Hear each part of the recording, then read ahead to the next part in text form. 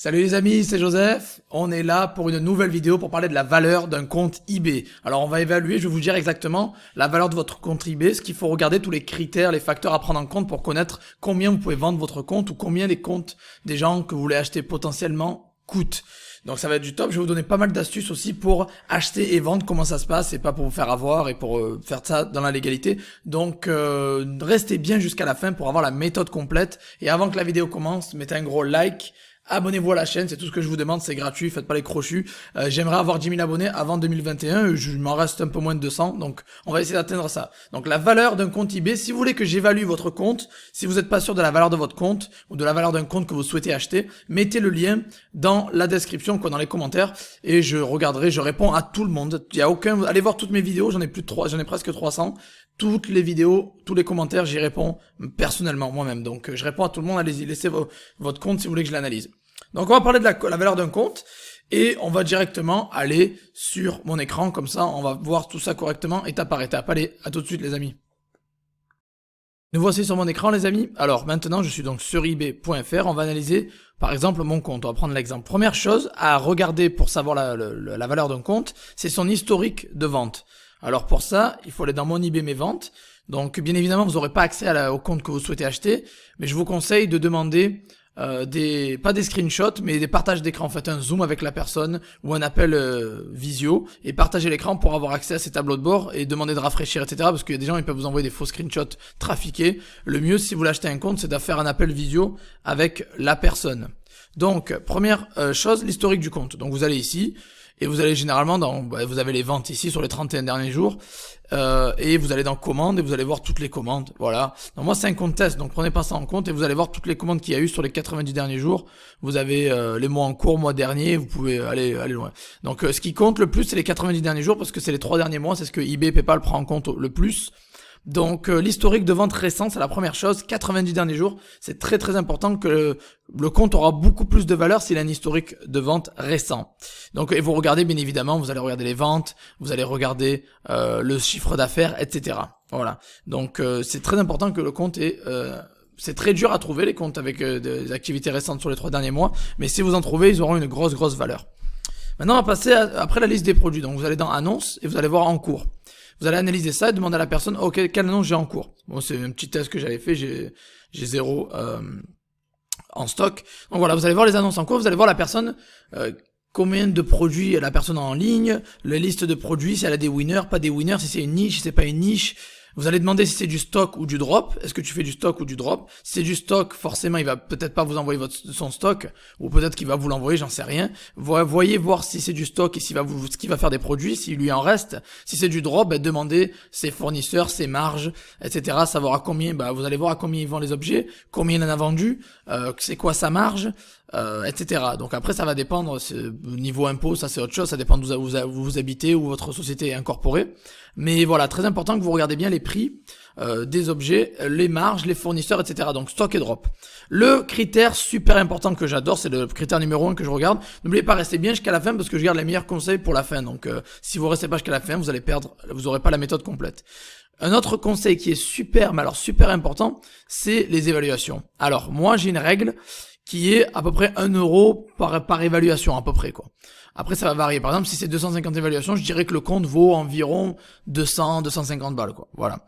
Après, encore une fois, ça va dépendre de si le compte a un historique qui fait un CA énorme. Par exemple, un compte qui fait, je sais pas moi, 3000 euros de CA, s'il reste 500 balles dans la poche à la fin du mois, vous pouvez pas le payer 200 euros, c'est pas possible. Ça veut dire que tous les mois il fait 500 balles, donc vous pouvez pas l'acheter pour 200 euros. Le compte va prendre de la valeur. C'est pour ça que le 1 euro par évaluation, c'est si le compte a aucun historique de vente. Par contre, si le compte a un historique de vente récent, par exemple, comme je vous ai dit, 3000 balles de CA, il va valoir le profit. Il va valoir minimum le profit par mois, mais c'est surtout sur 3 mois. Donc s'il fait 500 net tous les mois, il peut le vendre facilement, la personne peut le vendre facilement, je sais pas moi, 2005, 2000, 3000 peut-être. Après ça va dépendre de la personne, parce que au final vous allez acheter le compte et vous allez le rentabiliser en 3, 4, 5 mois. En 3 mois peut-être, ou 4 mois. Donc 1 euro par évaluation s'il n'y a pas d'historique de vente, il n'y a pas de vente récente. Par contre s'il y a des ventes, là ça double ou ça triple, voire ça fait x4 niveau des prix. Après, pour tout ce qui est de l'achat et la revente, en fait, vous allez faire attention. Moi, je vous conseille, la première chose, il y a beaucoup d'arnaques. Alors ça, je veux vraiment vous tenir au courant, il y a beaucoup d'arnaques. Donc, ce que je vous conseille, c'est de toujours passer par PayPal. Faites une vraie facture PayPal, un paiement de service. Comme ça, les deux parties sont couverts, sont protégées. Si vous voulez éviter les arnaques, passez sur mon groupe. Mon groupe à moi, c'est celui-là, là, voilà. eBay, Amazon, Shopify, Dropshipping. Bon, il y a toujours des petits malins qui passent à travers les mailles du filet, mais généralement, on est 10 000 personnes maintenant, c'est officiel. Je crois qu'on est, on est quasiment 10 000. Donc voilà, on a atteint les 10 000 avant 2021 sur mon groupe Facebook. Maintenant, il reste plus que YouTube. Donc faites péter les likes. Donc voilà, ici vous pouvez poster un post. Voilà, je poste 3 fois, je poste tous les jours, 3 fois par jour. Je mets des vidéos sur mon groupe. Donc rejoignez vraiment mon groupe Facebook, c'est super important. Et là, c'est le meilleur endroit pour trouver des comptes eBay. Que vous souhaitez les vendre ou les acheter, c'est le meilleur endroit pour pouvoir justement acheter et vendre des comptes eBay. Donc venez sur mon groupe et vous pouvez mettre votre annonce. Que si vous n'êtes pas sûr, contactez-moi en privé et je verrai avec vous. Donc passez bien sur mon site, ça s'appelle eBay, Amazon, Shopify, Dropshipping France. Vous pouvez postuler, il y a des questions, répondez bien aux questions si vous voulez être intégré. Après, alors ce qu'il faut regarder maintenant, parce que la valeur du compte c'est bien, mais ce qu'il faut regarder, parce que la valeur du compte peut vraiment dégringoler s'il y a de la mauvaise expérience. C'est-à-dire, il faut vérifier les verrous, les restrictions, les MC011, les verrous ou les restrictions de visibilité. Alors pour ça, c'est très important de faire un partage d'écran avec la personne. Vous faites un Zoom ou un Skype ou j'en sais rien. Partagez l'écran et vous allez aller dans justement dans performance fréquentation par exemple. Et vous allez voir la courbe de la personne. Vous allez voir les annonces sponsorisées. Bon là ça rame un peu. Vous allez voir les impressions organiques, les annonces sponsorisées. Voilà, vous allez voir les courbes. Vous avez impressions organiques, sponsorisées, etc. Donc si la courbe elle est plutôt logique, elle est plutôt régulière, ça passe, constante. Et si les impressions doivent être normalement des centaines de milliers d'euros normalement. Ça dépend encore le compte, mais normalement, ça doit être quand même quelques dizaines, voire centaines de milliers d'euros d'impressions, pardon.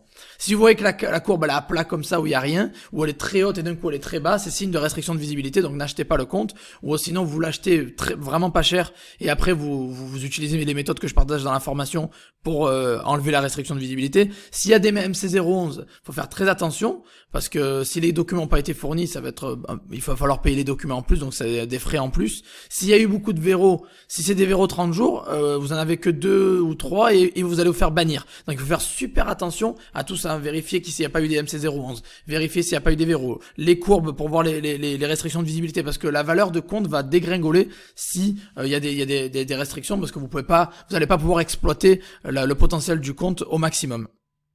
Après, il faut vérifier PayPal aussi, parce qu'un compte eBay marche avec PayPal. Bon, il y aura bientôt les paiements gérés par eBay en France en début 2021. D'ailleurs, j'ai fait une vidéo, ma vidéo précédente est sur les paiements gérés par eBay, mais il y a quand même PayPal, et PayPal est toujours là. Donc si quelqu'un était banni de PayPal, s'il a pas fait les bonnes choses, les bonnes modifications, si vous allez remettre votre PayPal, c'est possible que votre PayPal soit banni aussi. Donc faites très attention de savoir si le compte eBay a pas de restriction, mais si le compte PayPal n'en a pas non plus.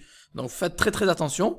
Donc après, ce qu'il faut vérifier, c'est après voilà, quand vous obtenez le compte, une fois que vous l'avez obtenu, ce qu'il faut faire, c'est modifier les coordonnées dans paramètres du compte. Il va falloir modifier les coordonnées du propriétaire.